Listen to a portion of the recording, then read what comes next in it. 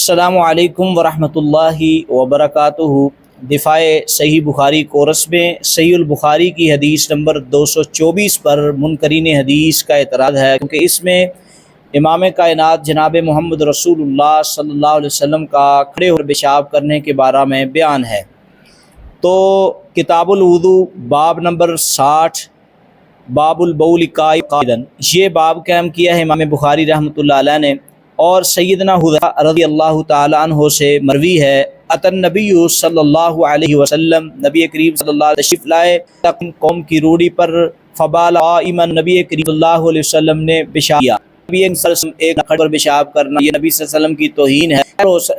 کیسے نبی صلی اللہ علیہ وسلم سے یہ ثابت ہوتا ہے، حالانکہ یہ حدیث باسند صحیح بخاری میں موجود ہے۔ رسول اللہ صلی اللہ علیہ وسلم سے بیٹھ کر بھی کرنا ثابت ہے، اسی طرح کھڑے ہو کر بھی ثابت ہے، حتیٰ کہ ابن حجر اسقلانی فتح الباری کی جلد نمبر 1 اور نمبر 330 میں، یہ میرے پاس فتح الباری بھی موجود ہے، تو اس میں بھی انہوں نے یہ بات لکھی ہے ابن حجر نے کہ بعد بلکہ 40 طبیبوں کے اقوال ہیں۔ 40 طبیب کہتے ہیں کہ کھڑے ہو کر پیشاب کرنا بسا اوقات یہ 70 بیماریوں کی دعا ہے۔ مطلب یہ ہوا بعد ایسی بیماریاں بندے کو لگ سکتی ہیں جن کی وجہ سے ہو کر پیشاب کرنا مجبوری بن سکتی ہے۔ تو دوسرے نمبر پر فتح الباری جلد نمبر 1 اور صفحہ نمبر 164 پر یہ بھی ہے کہ کھڑے ہو کر پیشاب کرنے سے دوبر کی حفاظت ہوتی ہے، تو یہ بات بھی بیان کی گئی ہے۔ اور وہ صحابہ جن میں حضرت عمر شامل ہیں، حضرت علی شامل ہے رضی اللہ تعالیٰ عنہ، اور حضرت زید بن ثابت شامل ہے، یہ سارے کھڑے ہو کر پیشاب کرتے تھے۔ تو ثابت یہ ہوا کہ کھڑے ہو کر پیشاب کرنا جواز بلا کراہت ثابت ہے۔ اللہ کے بندو،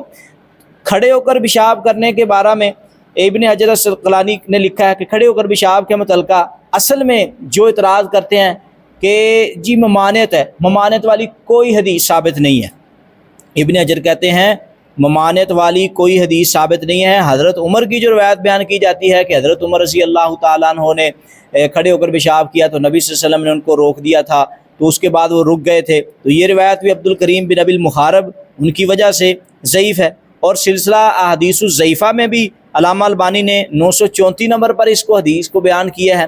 تو علامہ البانی سمیت دیگر محدثین نے ساری وہ روایات جن میں کھڑے ہو کر پیشاب کرنے کی ممانعت ہے ان کو ضعیف قرار دیا۔ ہاں، ایک روایت جو کہ سیدہ عائشہ سے ہے کہ انہوں نے کہا کہ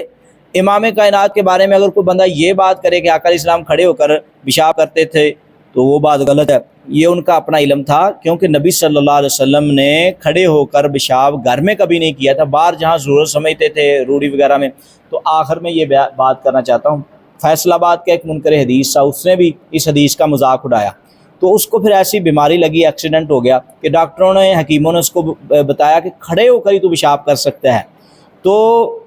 وہ پھر اس عالم دین کے پاس آیا جس کے ساتھ اس نے حدیث کا مذاق کیا تھا۔ اس نے کہا تھا مجھے آج سمجھ آئی ہے کہ امام کائنات جس طرح صحت مند لوگوں کے لیے نبی بن کے آئے ہیں، بیماروں کے لیے بھی اسی طرح نبی بن کے آئے ہیں۔ کھڑے ہو کر پیشاب یعنی کہ کئی ایک ایسے مواقع وجوہات بن سکتی ہیں، کھڑے ہو کر پیشاب بھی کرنا مجبوری بن سکتی ہے، تو لہٰذا میں یہاں یہ بات کہنا چاہتا ہوں، زیادہ بہتر اولا تو یہی سمجھ میں آتا ہے کہ بیٹھ کر کرنا چاہیے، لیکن نبی صلی اللہ علیہ وسلم سے کھڑے ہو کر پیشاب بلا جواز کراہتن ثابت ہے، تو یہ مطلب تو ضرور پھر نکالا جا سکتا ہے نا کہ زیادہ بہتر بیٹھ کر ہے، لیکن اگر کوئی کھڑے ہو کر بھی پیشاب کرتا ہے تو یہ بھی نبی صلی اللہ علیہ وسلم کا طریقہ ہے، اس پر کسی قسم کا کراہت کا، حرام کا، مکروہ کا حکم نہیں لگایا جا سکتا۔